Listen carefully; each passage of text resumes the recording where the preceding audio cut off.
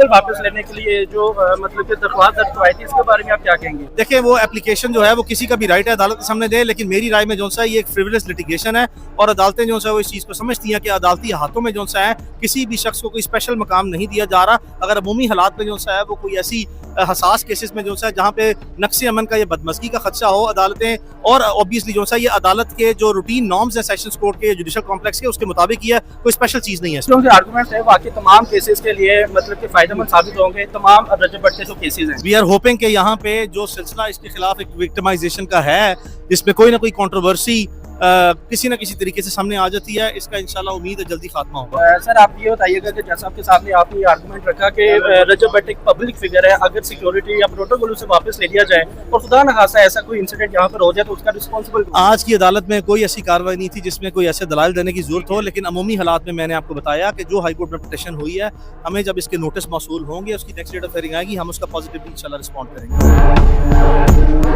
मुझे बताइएगा कि रजब भट्ट साहब जो थे वो खुद आज यहाँ पर पेश हुए हैं, मियां अशफाक साहब भी आज पेश हुए हैं, काफ़ी पेशियों के बाद आयशा रेप केस में आज मियां अशफाक साहब पेश हुए हैं।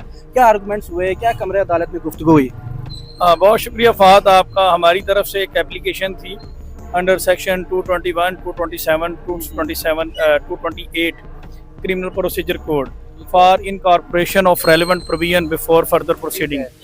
तो उसमें हमने 6 दफ़ात ऐड करने के लिए एप्लीकेशन लगाई थी, जिसको ऑनरेबल कोर्ट ने इंटरटेन करते हुए नोटिस किया था अक्यूज पर्सन को, जिनके वकील साहब मियां अली अशफाक साहब ने आज उसके ऊपर बहस की है और उन्होंने अदालत से डिस्चार्जिंग की रिक्वेस्ट की है।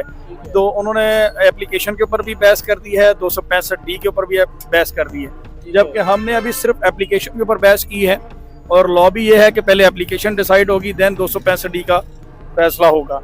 तो इसको अदालत ने मंडे के लिए रखा है, 11 मई के लिए।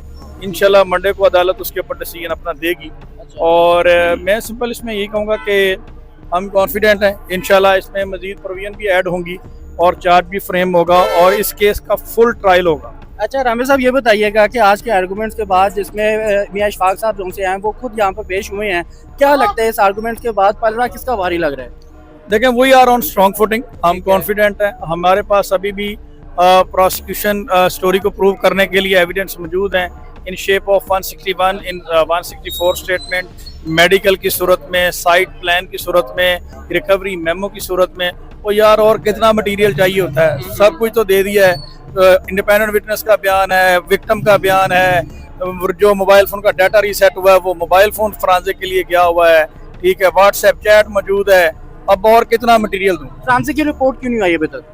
देखें, ये तो इन्वेस्टिगेशन ऑफिसर का काम है, इस पर मैं तो कुछ नहीं कह सकता। नॉर्मली तो 7 to 15 डेज के अंदर किसी भी मैटर की रिपोर्ट आ जाती है। अब ये तो इन्वेस्टिगेशन ऑफिसर ही बताएगा ना कि अभी रिपोर्ट आई नहीं और मुल्ज़मान पहले ही बेगुनाह हो गए हैं।